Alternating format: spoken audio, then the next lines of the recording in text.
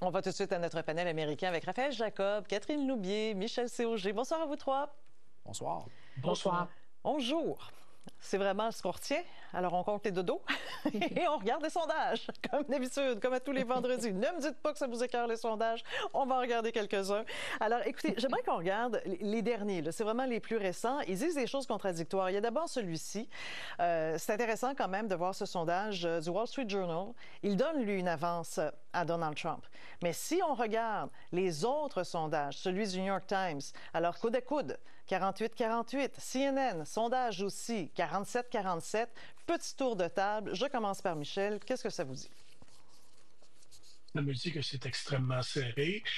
Même le sondage du Wall Street Journal est dans la marge d'erreur de 3 points.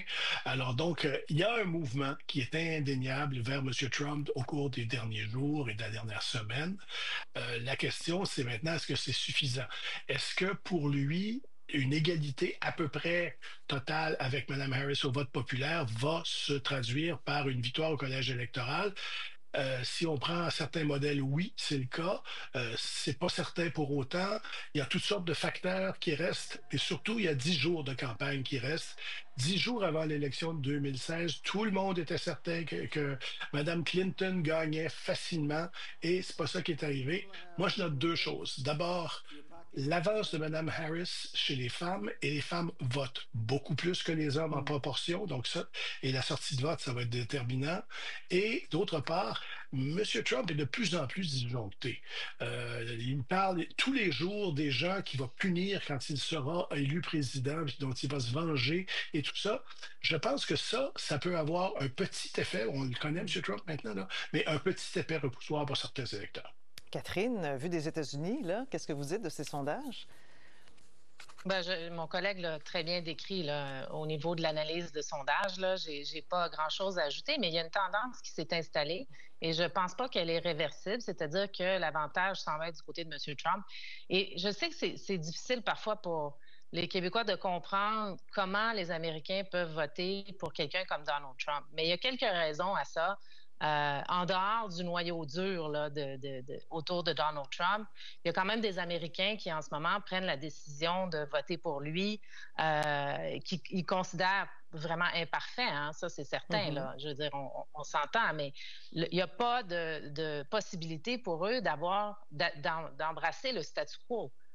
Ils veulent du changement. Le désir de changement est très, très fort et ils sont préoccupés au premier plan, on l'a dit tellement de fois, par l'immigration, l'inflation et il y a une perception quand même négative qui demeure de Mme Harris chez les Américains ici aux États-Unis. Elle n'a pas réussi à percer, peut-être en grande partie parce qu'elle n'a pas fait rupture avec l'administration de M. Biden, mais en même temps, c'est difficile parce qu'elle faisait partie de l'administration de M. Biden. Donc, c'est comme un peu un désaveu pour elle qu'elle se ferait à elle-même. Là. Mais les Américains, même s'ils sont conscients des représailles possibles de M. Trump, qu'il est instable, même s'ils se rappellent de l'incident du Capitole, rejettent le statu quo. Il y a un désir d'un changement et ils ne reçoivent pas la réponse qu'ils attendent du côté de Mme Harris. Alors, c'est intéressant de voir la tendance, c'est très serré,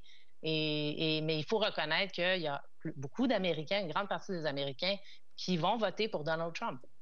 Manifestement. C'est déjà ce que disent les sondages de toute façon.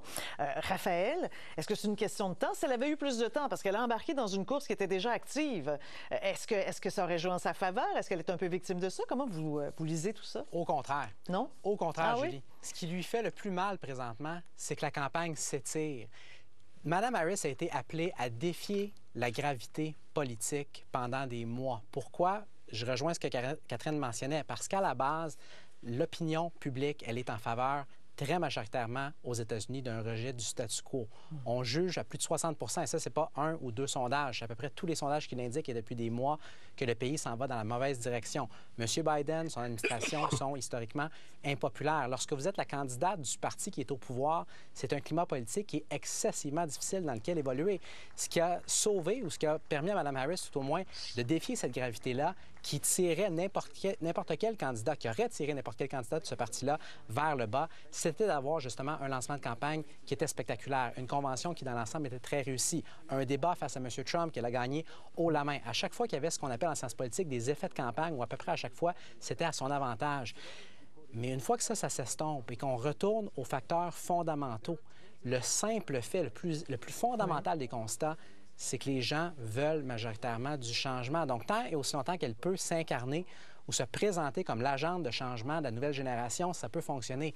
Mais on le voit depuis les derniers jours, elle a de la difficulté avec ça. Une fois que tout ça s'est dit, je boucle la boucle en revenant sur ce que Michel a dit, parce que c'est peut-être l'aspect le plus important. Même si tendance il y a, et je crois, comme Catherine et comme Michel, que la tendance, elle est indéniable vers M. Trump, ça demeure extrêmement serré. Il y a beaucoup de gens à gauche qui ont bu le Kool-Aid de la joie de Kamala pendant l'été.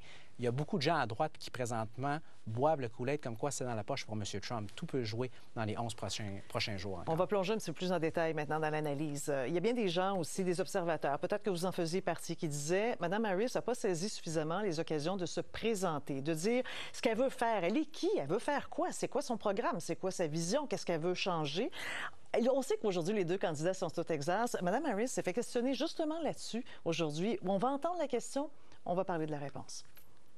Do you feel that in your messaging in these final days of the election, you're striking the right balance against Trump and talking about the specifics of your own policy enough?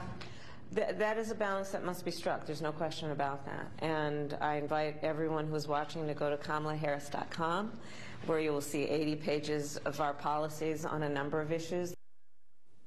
Nous, on a été un petit peu étonnés. On écoutait ça, l'équipe de la salle de nouvelles, en préparation de l'émission. Puis on s'est dit, voyons donc, c'est pas vrai. Plutôt que de sauter sur l'occasion, justement, pour définir son programme, elle invite les gens à aller sur la page web de son parti. Michel, réaction? Elle est en retard sur toutes ces choses-là. Ça lui a pris jusqu'à 7 semaines pour dire « Mon administration ne serait pas semblable à celle de Joe Biden ». Il y a une réponse très célèbre maintenant dans une entrevue. Elle dit non, je ne vois pas ce que je ferais différent de M. Biden. Si les gens font du changement, c'est pas exactement ça qu'il faut faire. Alors, allez voir KamalaHarris.com, c'est comme de dire je ne vais pas vous donner de réponse. Ça lui nuit et ça lui nuit grandement parce que autrement, elle a des messages qui, en fait, campagne peuvent porter. Elle n'est pas au Texas pour rien ce soir. Elle est au Texas parce que c'est l'État qui a mis en place la loi sur l'avortement la plus sévère après le jugement de la Cour suprême. Ça a beaucoup aidé les démocrates dans les 2 derniers scrutins. Est-ce que ça va marcher pour Mme Harris? Je ne sais pas. Mais au moins, ça, c'est porteur. Mais dire, je ne sais pas ce que je ferais différent de Joe Biden dans un pays qui dit ça va pas bien, ça, c'est une gaffe dont elle s'est toujours pas remise. Oui, mais en fait, Raphaël, vous, qu'est-ce que vous comprenez? Pourquoi elle ne le vend pas davantage, son programme? En fait, là, elle se concentre beaucoup sur des attaques à l'endroit de M. Trump en disant il est fatigué, il est inadéquat, il est dangereux. En fait, c'est vraiment les 3 messages clés, là. Mais ceci dit, pourquoi elle ne se vend pas elle-même? D'abord, avant tout, Julie, rebondir sur le dernier point que vous avez mentionné, le changement de rhétorique drastique. On était encore une fois dans la joie à la Convention il y a à peine 2 mois. Là, on est dans Donald Trump, c'est un fasciste, il est instable, il est dangereux. Une campagne qui pense être en train de gagner ne change pas à 2-3 semaines du scrutin son approche stratégique de façon aussi drastique que ça, de 1. De 2, écoutez, c'est le reproche tactique et stratégique le plus fondamental qu'on peut lui faire et qu'on va lui faire au lendemain du scrutin si elle le perd. Encore une fois, ce n'est pas acquis pour les républicains, mais si elle le perd, pourquoi est-ce qu'elle va avoir passé autant de temps à essayer de définir négativement quelqu'un qui est déjà largement défini, alors que la question la plus fondamentale que les électeurs et les électrices qui sont indécis et indépendants, plus modérés politiquement ont aux États-Unis depuis les dernières semaines, et en fait depuis le début de sa candidature à elle, c'est non seulement qui est-elle personnellement, mais surtout que ferait-elle pour nous dans notre quotidien?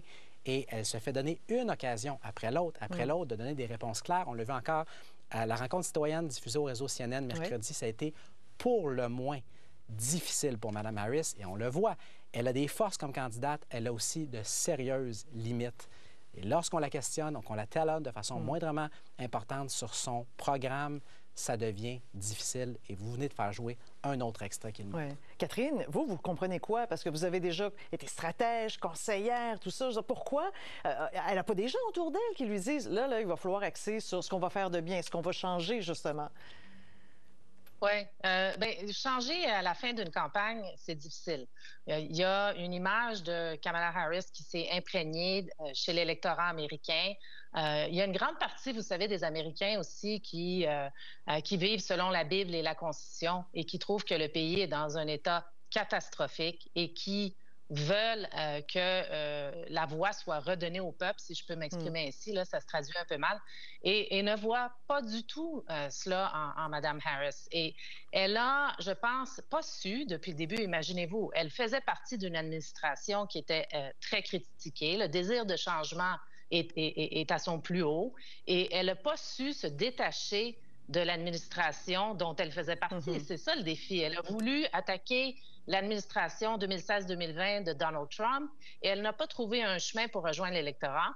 Et je pense que dernièrement, dans la campagne, ce qu'on a vu, et on le voit aussi dans ses entrevues, notamment celle à CNN dans les derniers jours, les démocrates sont dans une chambre d'écho. Je dirais même, ils sont rendus dans une maison de verre, puis il n'y a pas de porte pour en sortir. Ils ont perdu la connexion avec l'enthousiasme électoral à la fin de la campagne. Et ça, c'est pour en avoir fait plusieurs. Oui, c'est très dangereux parce que ça se retrouve très difficilement, même si aujourd'hui, on les retrouve au pays de l'invasion des migrants au Texas, mais aussi au pays de la restriction de l'avortement, où il y a peut-être une partie de l'électorat plus jeune, plus Mais quand urbaine, vous parlez de cet enthousiasme, qui peut être sensible à Kamala quand Harris. vous parlez de cette perte d'enthousiasme, maison de verre, en fait, je retiens les mots là, que vous venez de dire. Là, on la voit avec des grandes vedettes. C'est un peu ça, là, cette semaine. Il y a des attaques d'un côté, mais après ça, il y a l'espèce de fête, il y a Obama, il y a mais Springsteen. C'est pire. Ah oui, pourquoi c'est pire? C'est pire parce que qu'est-ce qu'ils font là dans un aréna en train de célébrer avec des stars et de l'élite? Ça n'a rien à voir avec l'état de l'élection pour Mme Harris en ce moment. Mauvaise recette. Mauvaise recette. Ça pour joue la contre elle, vous situation pensez? actuelle. Là, ce soir, c'est le soir de Beyoncé avec elle. Je pense pas qu'ils comptent des points, sauf avec ceux qui sont déjà convaincus de voter pour eux. Michel? Elle serait mieux à la table de cuisine ou elle serait mieux autour de la table de cuisine ou avec des électeurs en dehors d'un stade avec des vedettes. Je pense que ça ne change rien. Ah oui, vous pensez que ça marque justement le monde des stars bling-bling, puis le vrai monde à côté, Michel? Il y a deux tendances. Ça peut être tous derrière Kamala Harris ou tous devant pour la cacher. Là, ça fait tous devant pour la cacher. Vous savez, Bruce Springsteen, la dernière fois que je l'ai vu, c'était quand il faisait campagne pour John Kerry. Tout le monde disait, ça va chercher les étudiants, puis Kerry va gagner, puis Kerry a perdu. Moi, je pense pas que Bruce Springsteen, avec tout le respect que j'ai pour lui, et même Beyoncé, amène du monde aux urnes. Je crois pas ça. On le fait parce que ça fait partie d'un peu de la tradition des campagnes électorales, puis ça remplit la salle. Mais je pense pas que ça change grand-chose dans mais la pourtant, vraie il me vie, semble, de savoir que... Allez-y. De savoir que Bruce Springsteen vote démocrate cette année, je pense que ça surprend personne. Oui, mais rappelez-vous, au début, quand elle est arrivée, on parlait d'un effet Taylor Swift. Raphaël, je vous lance la balle là-dessus, justement, sur le monde des stars, le bling-bling autour d'elle. Non. Vous n'allez pas me faire ça, s'il vous plaît, à 11 jours du vote, me relancer encore sur Taylor Swift. Je pensais que c'était fini. C'était derrière nous, ces questions-là. Elle pourrait sortir d'ici les 11 jours. On pourrait la voir à côté, Mme Harris, à côté de Taylor Swift, non? Et si ça se produit, Julie, je vous implore en direct à la télévision nationale de refiler les questions à Catherine et à Michel. Je vous implore. Non, je les veux pas. Non, de façon non plus. Non, Raphaël, tu t'en sors pas comme ça. De façon plus sérieuse, je rejoins largement les propos de Catherine et de Michel. Est-ce que ça peut aller chercher un peu d'enthousiasme chez les électeurs et les électrices qui sont déjà convaincus, peut-être? Pour ce qui est de la sortie de vote, ça, il y a quand même une petite nuance que je me permettrais d'ajouter. C'est-à-dire que si on va inviter des gens qui ne se seraient pas déplacés à un événement de Mme Harris et qui ne se seraient pas nécessairement non plus déplacés pour aller voter et qu'on note leur nom, leurs coordonnées. Est-ce que c'est possible après coup de faire un suivi et de les appeler à aller voter? Peut-être dans un monde théorique, mais encore une fois, l'événement, il n'a pas lieu en Caroline du Nord, en Géorgie, en Pennsylvanie ou au Wisconsin. Il a lieu au Texas, un État qui n'est pas disputé présentement. Et soit en passant, d'un point de vue télévisuel, on fait l'événement un vendredi soir qui s'adonne à être en même temps que le premier match de la Série mondiale. Donc, d'un point de vue de qui on va aller rejoindre, il y a de sérieuses questions. Et un dernier petit point pour ce qui est de l'agenda de façon générale de Mme Harris. Et on pourra critiquer celui de M. Trump à longueur de journée après coup. Il va y avoir des critiques et des doléances qui vont s'appliquer. Mais pour Mme Harris, qui semble en arracher plus que M. Trump dernièrement, comment s'expliquer que presque tous les jours cette semaine, son agenda public a été pratiquement vide. Elle a fait l'entrevue à NBC, elle a fait l'entrevue à CNN, la rencontre citoyenne, elle a le rassemblement ce soir. Mais vous regardez son agenda, jour après jour après jour, on devait attendre à midi, 16h, 19h, avant qu'il y ait la moindre intervention publique pour une course qui est aussi serrée que ça, dans laquelle on est rendu dans le dernier droit, et soit dit en passant, avec une candidate, je pense que ça aussi c'est pertinent, qui est 20 ans plus jeune que son adversaire. Il y a des questions qui se posent. Mais prenons Donald Trump, parce que là, vous dites, bon, pas de Taylor Swift. D'accord, pas de Taylor Swift. Lui, il va voir Joe, comment il s'appelle? Joe Rogan, c'est ça? Ouais. Balado, paraît-il, super, super écouté sur Spotify. Bon, il fracasse des records, etc. Catherine, quel genre de clientèle il rejoint? Là, c'est une bonne idée, ça, de se coller avec ce personnage? Oui, je veux dire, il se met au test. Hein, et dans le fond, ce qu'il projette comme leadership, c'est ça me dérange pas d'être devant n'importe qui. Je vais encaisser les coups, je vais répondre à vos questions. Et puis, il l'a fait tout le long de la campagne. Il a fait un nombre d'entrevues incroyables durant toute cette campagne, un peu ad lib comme ça, pas de cassette, comme on dit, comme on a vu du côté de Mme Harris. Et lorsqu'elle est ad lib, il n'y a pas beaucoup de contenu qui ressort de là. Donc, je pense que oui, c'est dans la tradition de faire ce genre d'entrevue-là. Oui. Quand ça va bien dans la campagne, quand on a peut-être la capacité de prendre quelques risques supplémentaires. Bon, quelqu'un d'autre a quelque chose à rajouter sur la participation à ce balado, là? Peut-être très rapidement. Joe Rogan n'est pas un risque pour M. Trump. Joe Rogan, c'est un ami de la maison. Je suis d'accord avec Michel. Ça illustre deux choses, je crois. Oui, mais il est controversé. Les deux choses peuvent être simultanément vraies. Ce que je mentionnerais également, c'est que l'environnement médiatique a changé. Et on le voit.